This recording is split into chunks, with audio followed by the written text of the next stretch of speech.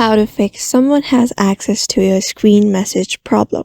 Hello everybody, welcome back to another video. In this video we're gonna learn how we can fix your issue of someone has access to your screen message if that appears on your message or message box and you want to fix that issue. So without any further delay, let's begin with the tutorial. But before beginning, I want you to make sure to hit that like, share and subscribe icon.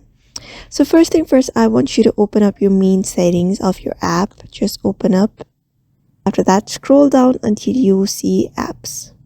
After seeing this app option, just tap on apps and here on the search bar, search for a message. You can see the messages app, just tap on it. And here, scroll down until you see storage. Just tap on storage and clear the cache if there is any. After that, get back and see if that fixes your issue or not. If that doesn't, just uninstall the messages application from your device and reinstall the application. And the very last thing I want you to do is just restart your device. You may just long press on the button and tap on restart and reboot your device.